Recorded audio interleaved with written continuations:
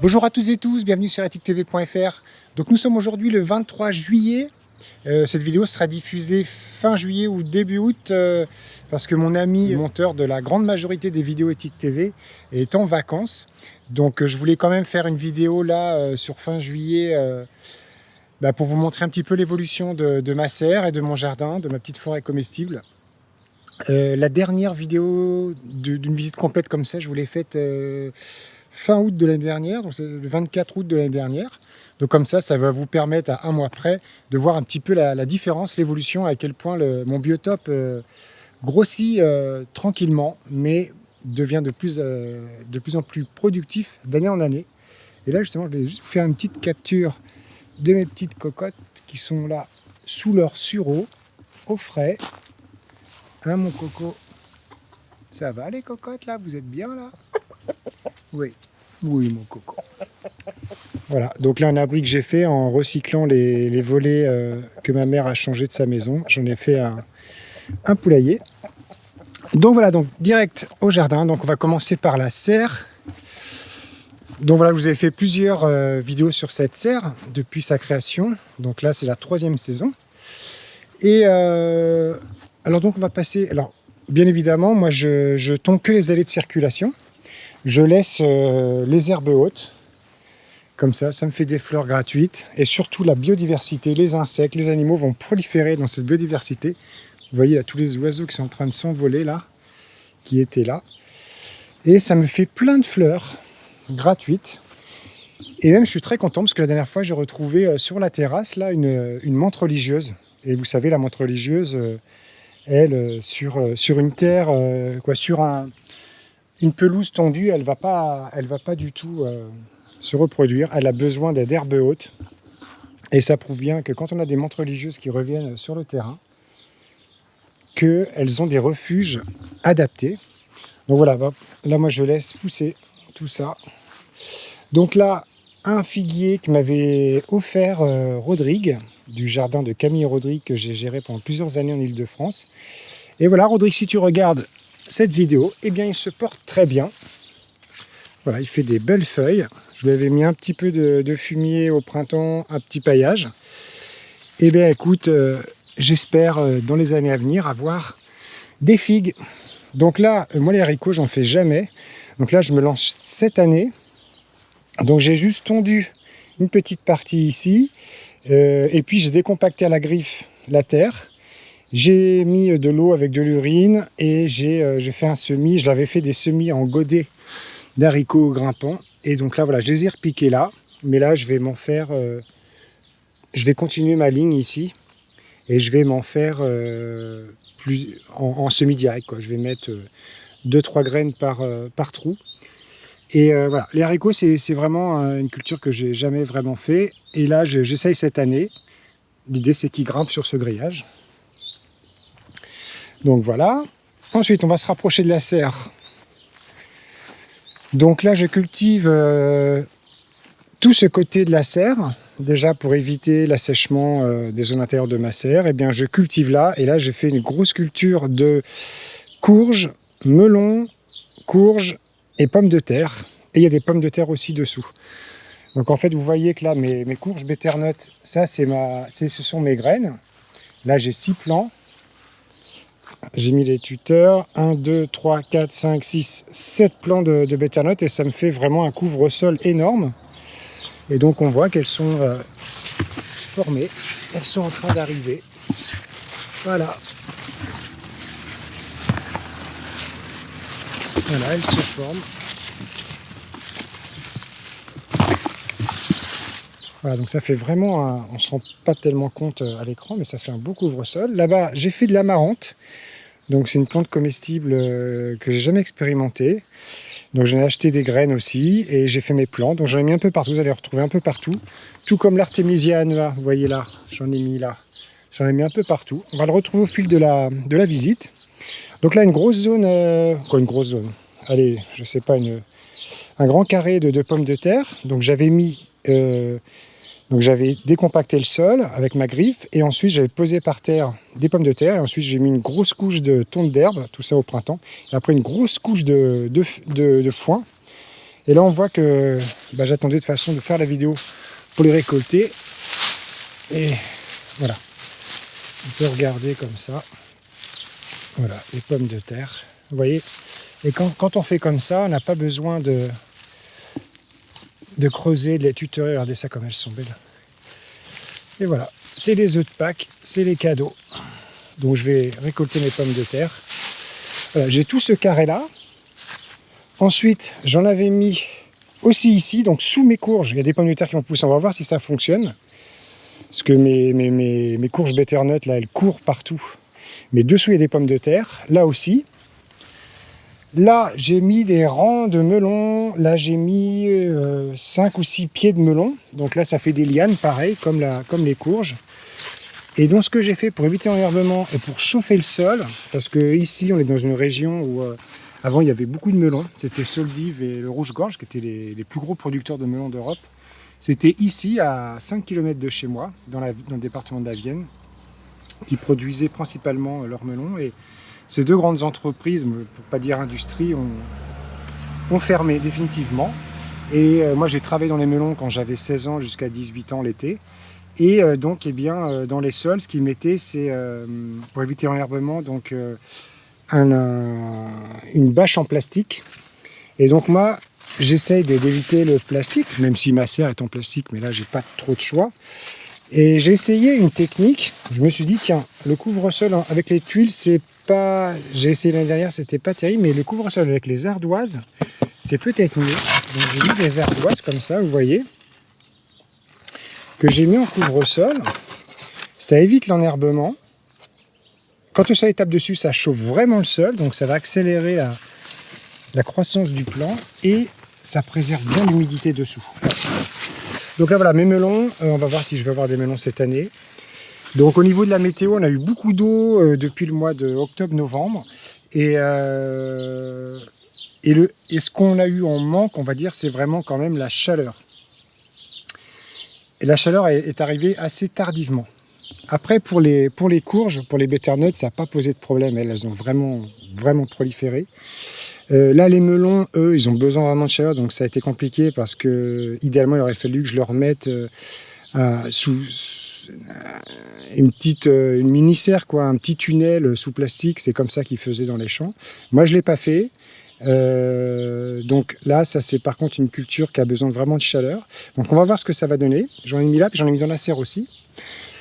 Et là, pour finir la bande, ici encore des butternuts. Donc là, pareil, j'ai couvert mon sol, voilà, avec des ardoises et les plants au milieu. Donc, voilà. Et en fait, encore des pommes de terre. Donc si vous voulez, j'ai fait plusieurs plantations de pommes de terre à plusieurs mois d'intervalle. Là-bas, j'ai commencé au printemps, donc vers fin mars. Après, j'en ai replanté mi-avril. Et après, j'en ai replanté en mai. Et en fait, ici, quand il pleut pas sur plusieurs jours, je mets mon arrosage par aspersion ici, qui va venir arroser toute la zone. Donc j'ai un puits. Et après, le but, c'est aussi de récupérer toutes les eaux pluviales, parce que j'ai beaucoup de hangars. Et donc, j'arrose assez abondamment. On a eu beaucoup d'eau, mais mon puits est vraiment plein. Si j'avais des récupérations d'eau pluviale, j'aurais pu en remplir beaucoup. Donc, l'eau n'est pas un problème encore cette année.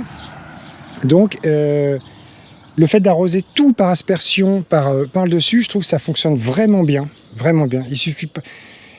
voilà, moi, je fais pas vraiment de goutte à goutte, mais par aspersion, vous voyez, ma zone est bien garnie.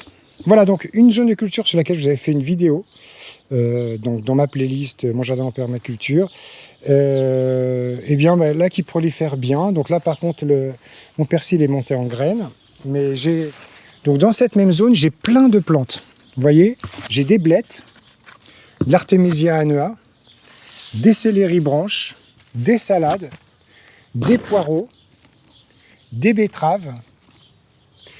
Déjà c'est pas mal. Là, je laisse monter en graines mes salades quand j'ai pas le temps de les manger. Je les donne aussi à mes poules.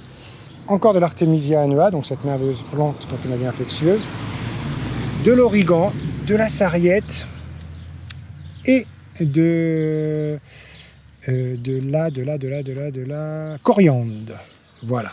Vous voyez, ça fait une zone bien garnie. Voilà, donc maintenant, on va rentrer à l'intérieur de la serre. Donc pareil, vous voyez toutes les herbes hautes. C'est très beau. Ça, c'est un pommier que j'ai fait depuis un pépin il y a 2 ans. Vous voyez comme il est beau. Il est aussi grand que moi, hein. Il va faire bien 1,90 m. Il se plaît très bien. On a eu beaucoup de pluie dans tous ces mois, c'est sûr. Alors après, maintenant, on va rentrer dans la serre. Voilà. Alors, j'enlève ma barrière. Tac. Voilà. Donc ma petite serre. Donc beaucoup de plants de tomates. Voilà. Alors qui ont mûri quand même tardivement. On va dire que là, on est ouais, le 23 juillet. Ça fait en gros 15 jours qu'on mange des tomates au compte-gouttes, hein. Et là, ça y est, ça commence à vraiment s'accélérer. Il y a 15 jours, c'était une tomate par jour, quoi. C'était vraiment tout doux. Là, on voit les cœurs de bœuf qui grossissent. Les tomates cornues. Voilà. Donc, j'en ai beaucoup. Il y a une 60aine de plants. Donc, j'ai planté très, très serré. Et là, vous voyez la magie du compost. C'est que j'ai une courge qui a poussé. Donc, ça doit être une Little Jack aux lanternes. Des courges qui restent petites comme ça, à faire remplir comme ça autour. Qui a poussé, donc je l'ai tutoré. Donc moi je tire des fils comme ça et quand les tomates grandissent, hop, je les tutorise autour comme ça, tout simplement. Et comme ça, voilà. Elle reste droite, vous voyez, celle-ci, elle n'était pas tutorée. Alors, après ce que j'ai mis des grosses bûches derrière. Mais, voilà, vous voyez dessous, j'ai mis des grosses bûches qu'on m'a donné du vieux bois de peuplier. Donc j'ai mis des bûches pour préserver, pour l'humidité, pour proliférer le système des champignons, de la mycorhize et tout ça. Mais là, vous voyez, j'ai du liseron qui vient se mettre dedans. Donc le liseron, c'est très envahissant, mais il suffit juste de l'arracher comme ça s'arrache très facilement. Voilà, moi je l'arrache comme ça. Ça va peut-être me prendre 15-20 minutes, mais au moins après. Voilà, j'ai mis des bûches devant, quoi, vraiment.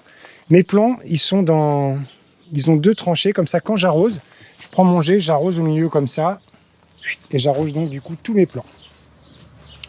Donc voilà, donc ça se passe très bien. Les tomates, donc là cette année j'ai fait de la noire de Crimée, de la tomate cœur de bœuf, de la tomate de Berao et la tomate cornue.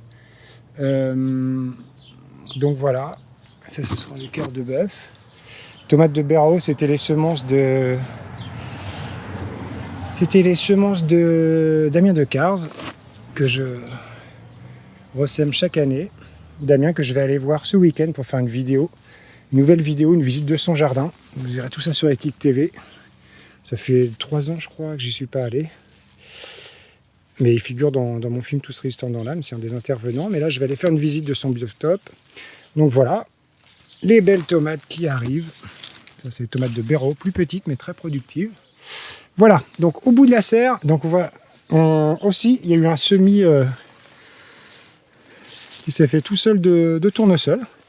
Donc ça, c'est plutôt chouette. Et regardez à quel point les oiseaux s'en sont régalés. Il n'y a plus une seule graine. Donc ça attire les pollinisateurs, ça attire les oiseaux. Alors ici, vous voyez, je tutorise toutes les plantes grimpantes, et hop, à chaque fois, je la guide dessus. Et là, j'ai des plants qui font 2,30 m. Donc ici, c'est un plant de concombre palestinien, absolument délicieux. Concombre palestinien. Donc c'est un concombre qui se cueille comme ça, pas très gros, mais qui a beaucoup de goût, vraiment beaucoup de saveur. Moins d'eau que les gros concombres, qui est vraiment délicieux. Et en plus, moi qui soutiens le peuple palestinien, c'est une façon également de soutien au peuple palestinien, de faire proliférer leurs espèces. Voilà, donc concombre palestinien. Donc voilà, et là je l'ai mélangé avec... donc il y a un concombre palestinien, mais aussi cornichon. Là on voit, tac, c'est du cornichon. Et ça, les cornichons, ça prolifère beaucoup, hein. Là j'ai au moins 7 plants de cornichons. Et chaque jour, j'en ramasse maintenant une petite dizaine. Et donc là, je suis à mon 4e bocal de cornichons.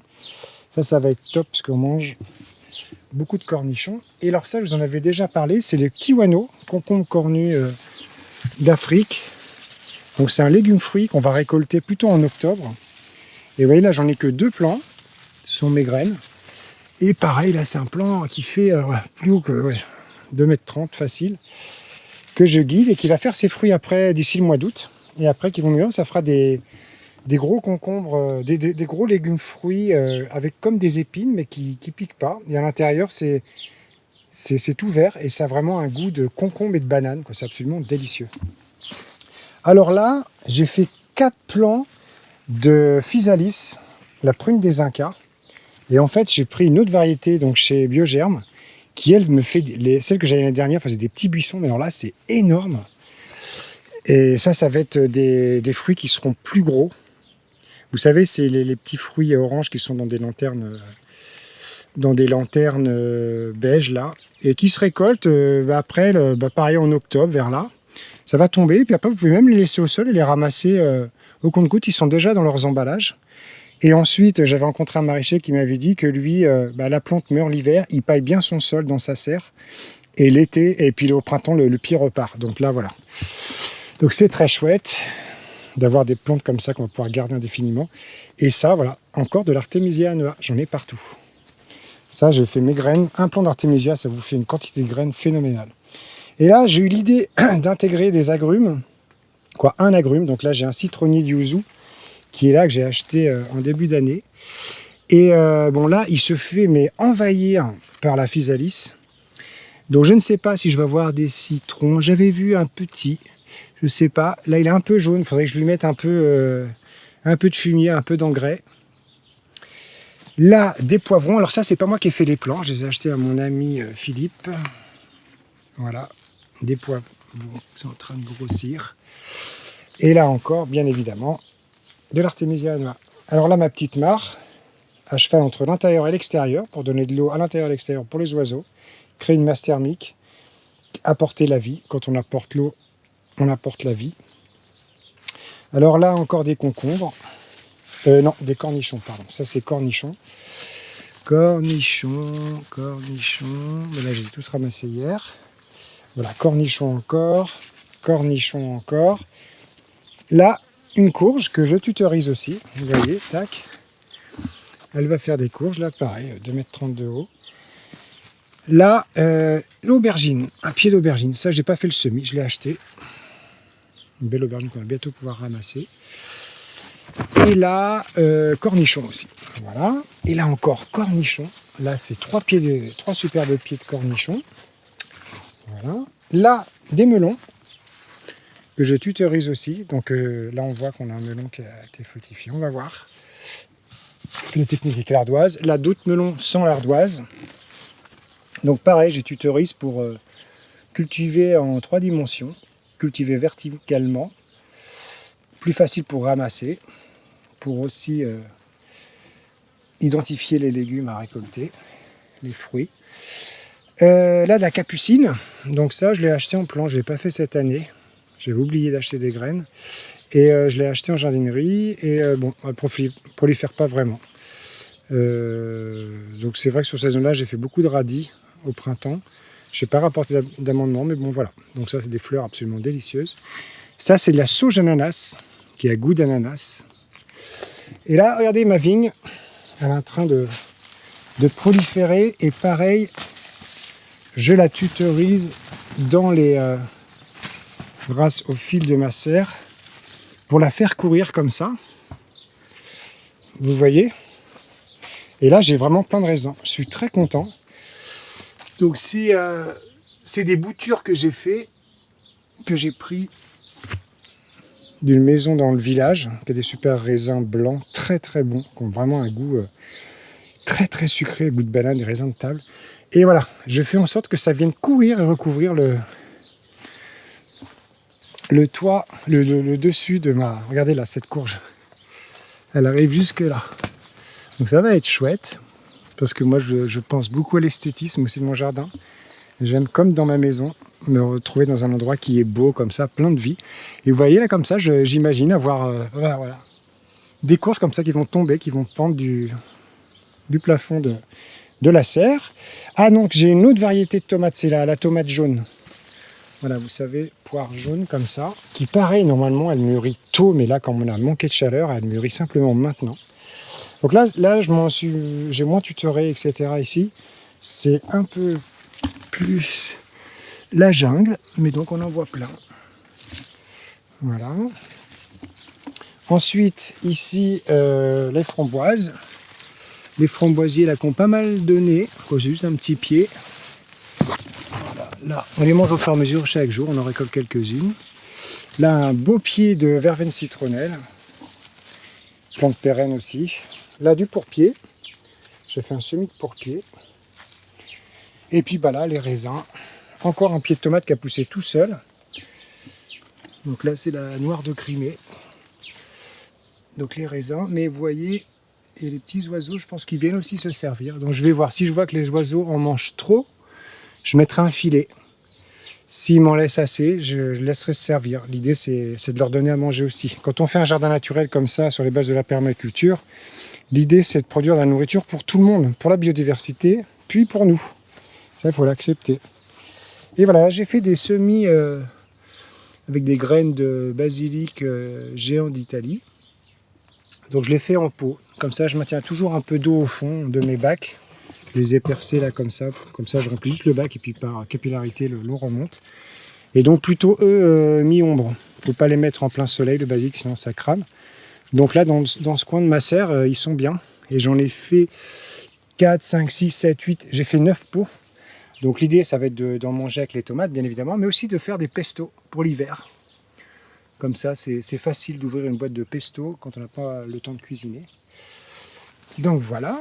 Et là, il n'y a pas trop de soleil direct. Après, ça va être toujours mi-ombre. Là, mon petit hamac que je mets ici. Tac. Et voilà. Donc maintenant, je vous embarque du côté jardin, donc de l'autre côté de la maison, dans lequel je fais un beau verger potager, une forêt comestible, peu importe comment on l'appelle, depuis 6 ans, que j'ai commencé ici. C'est la ferme de mes grands-parents. On voit ici, là, sur le mur, fait en 1903. C'est une très vieille ferme dans laquelle on est en location, comme j'ai déjà dit. Mes grands-parents sont décédés tous les deux l'année dernière. Après 71 ans de vie commune, ils sont décédés à 15 jours près l'un de l'autre. Et c'est la ferme où moi, avec tous mes cousins, cousines, on a tous nos souvenirs d'enfance et je suis vraiment honoré de pouvoir m'y installer et redonner une nouvelle vie, parce que je suis la 5e génération de cette ferme, à cette ferme. Donc là, vous voyez, ça c'est mon arrosage par aspersion. J'ai pris un vieux... j'ai oublié le nom, escabeau de mon grand-père, dans lequel je mets un arrosage, comme ça c'est en hauteur, et vraiment ça va venir balayer très haut, et bien arroser les zones de culture. Voilà, donc on retourne dans mon oasis, avec un premier noyer ici, on ouvre la porte, donc je vous refais la visite habituelle, donc c'est des faux acacias robiniers, l'annuette biodiversité que j'ai composée, 2 piquets d'acacia, et puis du branchage de matière organique. Et maintenant, vous voyez comment la nature reprend le dessus avec des sureaux, de l'acacia qui pousse, du saule. J'ai fait des boutures de saule. Donc là, toujours le même système, des tôles pliées qui récupèrent les eaux pluviales du hangar, qui viennent remplir cette cuve, et avec un trop-plein, quand la cuve se remplit quand il pleut, le trop-plein va aller alimenter la mare là-bas. Donc ici, j'avais fait des fèves que j'ai récoltées. Et je n'ai gardé une partie pour garder les graines que j'ai laissé sécher sur pied. Donc voilà, la première mare. Donc il y a des petits tritons, il y a de la vie, il y a les oiseaux qui viennent. Avant, il y avait des lentilles vertes et elles ont disparu. Alors c'est peut-être le fait que les oiseaux viennent se baigner ou il y a peut-être un prédateur qui mange une lentille verte. Vous allez voir dans la seconde mare, il y a il y a les lentilles vertes. Là, pour l'hiver, une petite mangeoire à graines où j'aide mes collaborateurs, ma biodiversité avec des graines. Et au printemps aussi pour les mésanges. Là, un refuge pour les hérissons. Donc là, une zone où j'avais mes fèves. Également, vous voyez, donc ça pousse. Donc cet hiver, ce que je vais faire, je vais couper la cime des acacias pour que la lumière rentre comme ça de nouveau au printemps. Et là, on voit les sureaux qui sont en fruits. Le sureau, cet arbre formidable dont m'avait tant parlé mon ami Pascal Geoffroy, et avec lequel je fais du champagne de sureau avec les fleurs, du sirop de sureau. Là, je vais pouvoir faire ma confiture de sureau. Et non, il n'y a pas de mauvaise herbe. Il y a bien, comme il dit Bernard Bertrand, et s'il y a bien une mauvaise herbe sur Terre, c'est l'humain. Toutes les herbes sont bonnes à étudier. Donc là, une zone dans laquelle j'avais fait des oignons. Ça n'a pas trop marché. Je m'en étais mal occupé. Puis chaque année, j'ai de la mâche qui repousse à foison. J'avais rien désenherbé. Donc là, j'ai remis de la tonte d'herbe, et du foin dessus. On va laisser se décomposer. Je verrai, je ferai peut-être des fèves. Je ne sais pas ce que je vais faire. Et ici, là, c'est des pommes de terre violettes. Que j'avais fait l'année dernière, je n'avais pas été hyper satisfait. Donc cette année, elles repoussent d'elles-mêmes et je ne vais pas les ramasser. Je vais juste recouvrir tout avec du fumier ou du paillage. Et l'année prochaine, on verra si elles reprolifèrent. Je vais les laisser proliférer, grossir comme ça. Et on verra. Voilà. Parce que bon, elles étaient toutes petites, mais je ne m'en étais pas occupé du tout. Voilà, donc la moette biodiversité. Et là, comme dans l'autre côté du jardin, je ne tonds que les ailes circulation. Et là, tout ça, c'est pour la biodiversité. C'est pour les refuges à biodiversité. Là, mon petit point d'observation. Donc là, des cognaciers. Donc, j'aurai pas de coin cette année. Je pense que là, il y a une maladie ou trop d'eau. Trop d'eau, je pense surtout trop d'eau. Ils n'ont pas proliféré. Ou alors, mon cognacier est vieux. Là, des oignons qui montent en graines. On peut manger les graines, hein. Absolument délicieux. Là, mon autre cognacier, je pense que pareil, pas de fruits. Là, une zone dans laquelle j'ai mon ail, là-bas aussi, que j'ai recouverte de tonte d'herbe, puis de foin. Donc si on regarde l'état du sol, voilà, le sol est décompacté. À voir ce que je ferai. Donc là, une zone avec de la consoude, des baies de goji, du fenouil sauvage, de la menthe poivrée, de la sauge, de la mélisse citronnelle. Là, un pied de rhubarbe, mélisse citronnelle. Là, un olivier. Là, des roses trémières. Ici, de la lavande. Ici, encore de l'amarante. Donc, c'est la première année que je fais des amarantes, des plants d'amarante. Et je vois souvent des permaculteurs, des gens naturels qui mettent des beaux plants d'amarante dans leur jardin. C'est très beau. Je vais vous en montrer un qui est derrière, qui est bien gros. Et c'est une plante comestible. Donc, c'est la première année que j'en fais. Je vais m'y intéresser. Là, ici, c'est un plant de la chayotte. Voilà, donc ça part d'en bas. Ça monte jusqu'en haut, ça fait une liane énorme, mais ça va faire comme des tomates flétries, des pommes de terre flétries, pardon. Et ça se récolte pareil au mois d'octobre. Donc, donc ça, c'est une plante pérenne, comme une vivace. En fin de compte, l'hiver, je vais bien couvrir le sol parce qu'elle va mourir. Je vais bien pailler le sol pour éviter le gel, et elle va repartir au printemps. Elle va faire des lianes, elle va s'enraciner de plus en plus chaque année et proliférer de plus en plus. Donc là, j'en ai une deuxième que j'ai intégrée cette année. Donc la chayotte, j'en ai pas encore mangé. Je vais voir si ça se passe bien. Je l'ai mise là sous mon cerisier de Montmorency pour que ils s'en servent de tuteur, parce que ça fait vraiment une liane énorme. Ici, des beaux plants de poireaux. Donc une grande partie des poireaux, j'ai fait mes semis cette année, depuis les graines. C'était très chouette. Et j'en ai acheté en complément. Là, un plant d'artichaut que j'ai planté cette année, que j'ai acheté. Alors, ici dans cette zone ronde, cette très belle zone ronde que j'aime beaucoup. Voilà, donc 2 allées de passage. Au milieu des plantations, à gauche plantation, à droite plantation. Donc là, ça c'est un pommier que j'ai fait depuis des graines, comme celui-ci. Voilà. S'il ne me donne pas de pommes, eh bien ça me fera des super porte-greffes. S'il me donne des pommes, tant mieux, parce que ça c'est vraiment des pommiers qui vont être très très enracinés, puisqu'on est parti des semis. On va avoir les meilleurs arbres qui soient, c'est quand on part des semis. Donc là, un mélange poireau et betterave. Donc les betteraves, j'en ai fait beaucoup, j'ai fait mes plants, mais j'en ai aussi acheté en complément. Chou, donc là j'ai mélangé poireau, betterave, chou, voilà. Cette année, j'ai pas de problème de maladie sur les poireaux, parce que aussi là, regardez, qu'est-ce qu'il y a? Eh bien on retrouve de l'artémisia, Artemisia annua.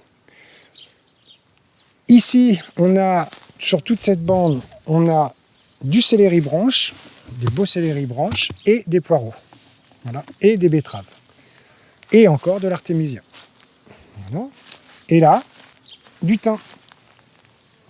Donc si vous voulez, quand vous mettez des plantes aromatiques comme ça, des vivaces, des plantes pérennes, dans votre potager, eh bien, sachant que les insectes se dirigent beaucoup par leur odorat, eh bien, ça les perturbe. Si par exemple, je faisais là une zone que de poireaux, et là-bas que de céleri, bah, les plantes s'entraideraient pas. Et surtout, s'il y a une maladie, s'il y a un ver, bah, ils me coloniseraient tout. Alors que là, le fait de mélanger les plantes, eh bien, me permet d'éviter les maladies. Et s'il y a un plant malade, c'est pas pour autant que ça va coloniser tout le reste, parce que je suis en polyculture, je mélange les cultures. Donc là, un nectarinier. Ici, ah non, c'est pas un nectarinier, c'est un prunier, ça. Ah oui, ça m'a l'air d'être plutôt un prunier. Je croyais que c'était un nectarinier. C'est la première année qu'il fait des fruits. Là, un poirier. Visiblement, cette année, je n'aurai pas de poire. J'en ai pas vu. Là, donc l'amarante. Regardez ça comme c'est beau. On dirait des dreads roses. C'est absolument magnifique. J'adore cette plante. C'est tellement beau d'avoir un rose comme ça, quoi, rose fuchsia. Je ne sais pas quelle couleur c'est exactement dans son jardin. Avec le vert, avec le jaune de la paille, le vert de l'herbe, c'est magnifique. Et là, pareil, polyculture, on mélange des choux, choux-fleurs, choux brocolis, betteraves et poireaux. Voilà. Donc déjà, les poireaux, ça a une odeur forte. L'artémisia a une odeur forte, très très forte. Les céleris ont une odeur forte. Et là, on retrouve encore un plant d'artémisia. Vous voyez l'artémisia, un plant comme ça va me faire des dizaines de milliers de graines. C'est hallucinant la quantité de graines. Donc c'est très simple de reproduire l'artémisia. Vous le laissez comme ça monter en graines. Après je le coupe, je le mets à l'envers. Je le laisse sécher une fois que les graines sont faites. Et puis au printemps, bah, j'effrite comme ça ma branche dans des godets, etc. Et alors là, vous avez plein d'artémisia. C'est extraordinaire. Meilleure plante contre maladie infectieuse. Là encore, de l'amarante, là mon pommier. Là, un pêcher qui a poussé spontanément et qui va faire ses premières pêches, qui a eu un petit peu la cloque, et vous voyez qu'il s'est défendu. Donc moi, quand les arbres, quand les plantes sont malades, je les laisse se défendre.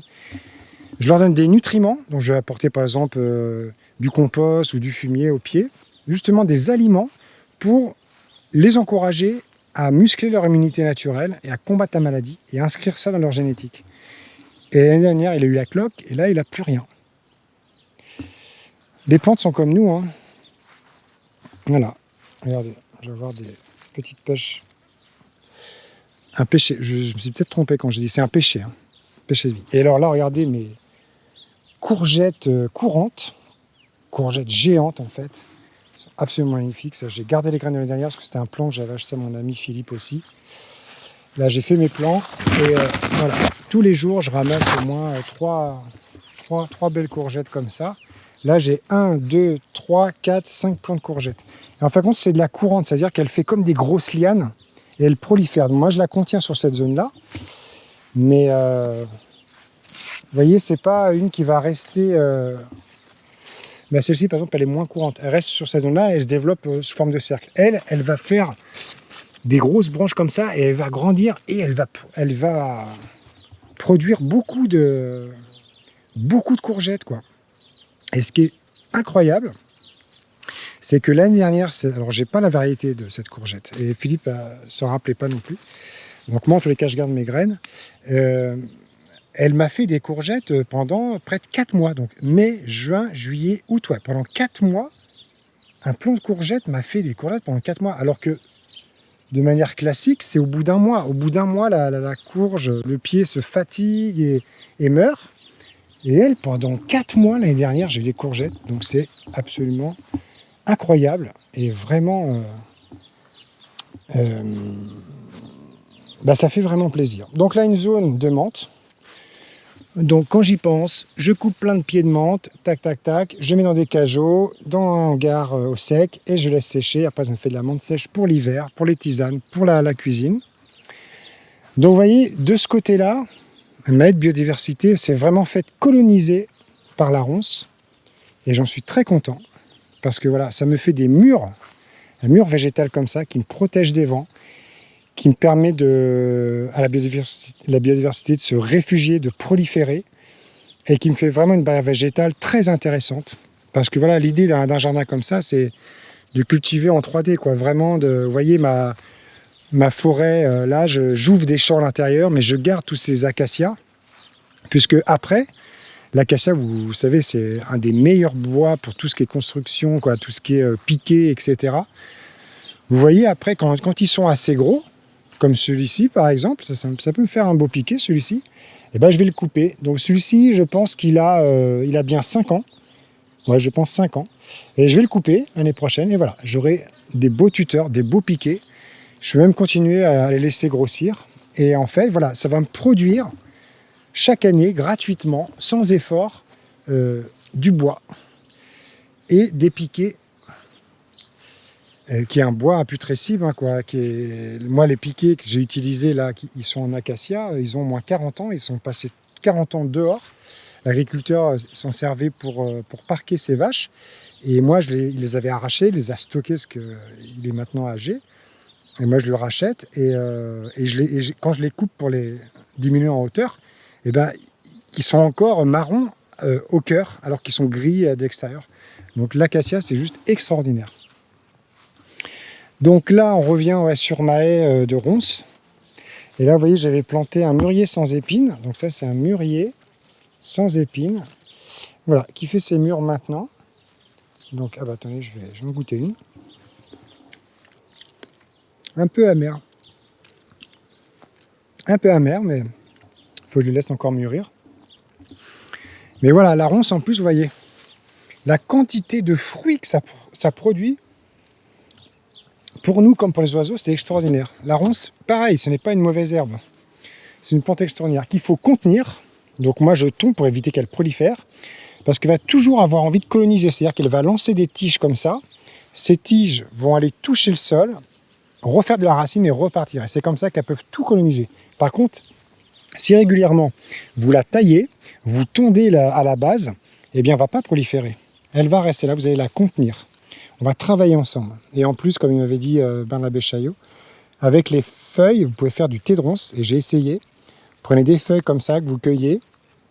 Vous les mettez dans un linge mouillé pendant 3 jours, je crois. Je l'ai mis ça dans mon livre L'Esprit Permaculture. J'ai écrit un livre aux éditions Très Daniel qui s'appelle L'Esprit Permaculture. Et en fait, vous pouvez faire du thé de ronce.